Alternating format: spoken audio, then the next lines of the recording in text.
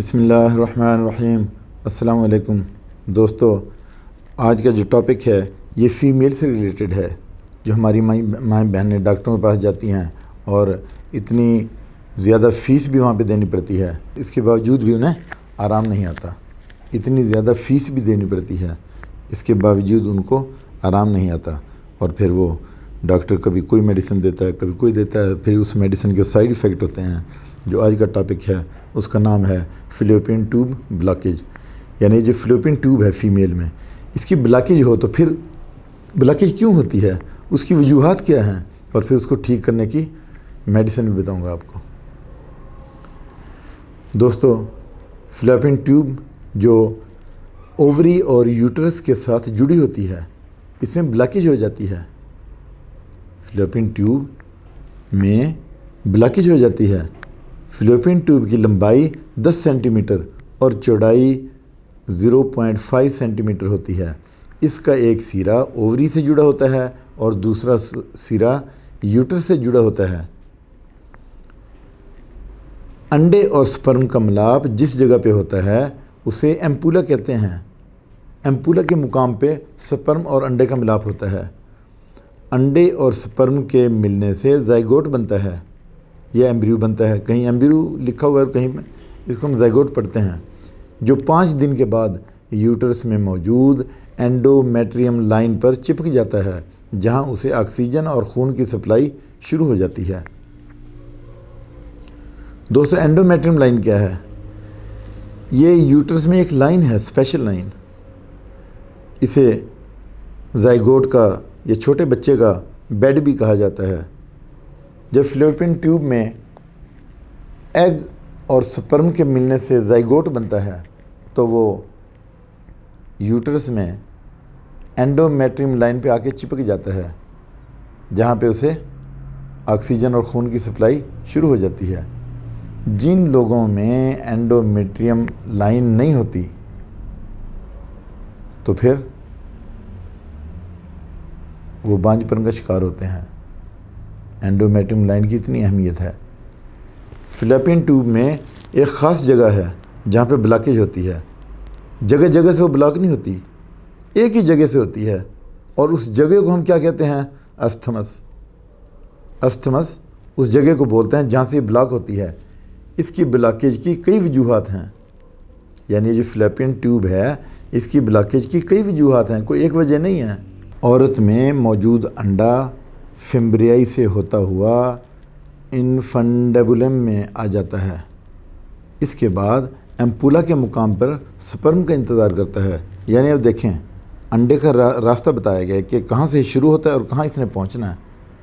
यानी फ़ीमेल में जो एग है वो फिम्ब्रियाई से होता है। फिम्ब्रियाई इसको सक करती है, एक धागे से हैं वो जो अंडे को सक करते हैं। वहाँ से कहाँ जाता है? इन्फंडेबुलम में। उसके बाद फिर एम्पुला के मुकाम पे पहुंच गया है और वहाँ पे स्पर्म का इंतज़ार कर रहा है। और स्पर्म कहाँ से चलता है? दूसरी साइड पे जो मेल का स्पर्म है वो विजाइना से जाता हुआ सर्वेक्स में पहुंचता है और फिर यूट्रस से होता हुआ एम्पुला के मुकाम पे पहुंचता है। अंडे और स्पर्म के मिलने से फर्टिलाइजेशन होती है। अगर ट्यूब मुकम्मल ब्लॉक है तो फिर इसकी लेप्रोस्कोपी होती है और HSG की जाती है। इसके बाद IUI का मेथड भी अपनाया जाता है।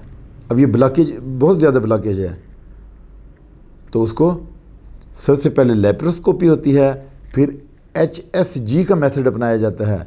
अगर वो फेल हो जाए तो फिर IUI का मेथड अपनाया जाता है, और ये भी फेल होने पे IVF के ज़रिए टेस्ट ट्यूब बेबी पैदा किया जाता है, वरना फिर ICSI की जाती है। अब हम काज़ेज जानते हैं कि फ़ैलोपियन ट्यूब जो है वो ब्लॉक तो हो जाती है, उसकी वजूहात क्या हैं? ये ब्लॉकेज STD की वजह से भी हो सकती है, सेक्सुअल ट्रांसमिटेड डिजीज़ की वजह से। और फिर दूसरी बात क्या कि ये इन्फेक्शन की वजह से भी हो सकती है। ये जो फ़ैलोपियन ट्यूब ब्लॉकेज हुई है ये इन्फेक्शन की वजह से भी हो सकती है, और ये ब्लॉकेज PID की वजह से भी हो सकती है। और फिर ये जो ब्लॉकेज हुई है ये पार्शियली भी हो सकती है और परमानेंटली भी हो सकती है। फिर ये जो ब्लॉकेज है एंडोमेट्रियोसिस की वजह से भी हो सकती है। यानी वो जो एंडोमेट्रियम लाइन थी ना, वो जब वहाँ से गायब होगी तो उसे हम कहते हैं एंडोमेट्रियोसिस। वो वहाँ से निकल गई लाइन, एंडोमेट्रियम लाइन जो थी, जब वो वहाँ से कहीं पे शिफ्ट हो जाए, और जब जहाँ पे वो शिफ्ट होती है वहाँ पे एडेजन पैदा करती है, यानी नसें और वो जो आंतें एक दूसरे में मर्ज हो जाती हैं। अगर यूट्रस में फेब्राइड्स हों तो भी ये ब्लॉकेज होती है। फेब्राइड्स की वजह से, सिस्ट की वजह से, कई इसके जो है ना वो काजेज़ हैं ब्लॉक होने की। एसटीडी की वजह से भी होती है, पीआईडी की वजह से होती है, इन्फेक्शन की वजह से होती है, पार्शली और परमानेंटली भी हो सकती है, और एंडोमेट्रियोसिस की वजह से भी हो सकती है ब्लॉकेज। अब हम दोस्तों इसके ट्रीटमेंट की तरफ आते हैं कि इसका ट्रीटमेंट क्या है। सबसे पहले जो मेडिसिन है वो ब्लॉकेज को खोलने के लिए थूजा 200 में है। थूजा 200 ये आप डेली बेसिस पे देंगे डॉक्टर की हिदायत के मुताबिक। दूसरी जो मेडिसिन है वो है सबीना 200। सबीना 200 मेडिसिन जो है ये भी ब्लॉकेज को ओपन करने के लिए बेहतरीन मेडिसिन है। और उसके बाद पल्सटीला, ये जो चर्बी की गांठें आ जाती हैं आगे, पल्सटीला 200 में, 200 पोटेंसी में, ये भी आप डायरेक्ट भी दे सकते हैं 3 कतरे, और उसके बाद थोड़े से नीम गर्म पानी में भी दे सकते हैं, और 3 टाइम देंगे खाने से 1 घंटा पहले। फोलिकोलिनम 30 पोटेंसी में देंगे। ये मेडिसिन भी बहुत ही टॉप की मेडिसिन है ब्लॉकेज को खोलने के लिए। 30 पोटेंसी में डायरेक्ट भी आप दे सकते हैं 3 कतरे, और उसके बाद आप थोड़े से नीम गर्म पानी में भी 20 कतरे इसके दे सकते हैं। उसके बाद फिर डाइट की बात है कि डाइट जो है ना वो अच्छी होनी चाहिए पेशेंट की। डाइट टाइम पे ले, खाना टाइम पे खाए, चबा कर खाए, आहिस्ता आहिस्ता खाए, और पूरी तवज्जो से और फोकस से खाए।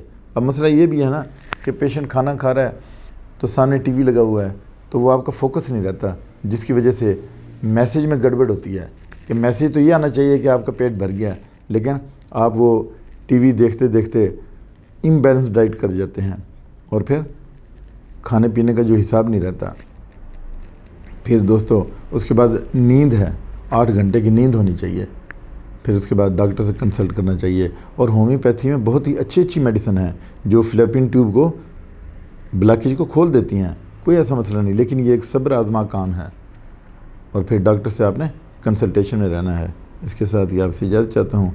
अपना ख्याल रखिएगा। अल्लाह हाफ़िज़।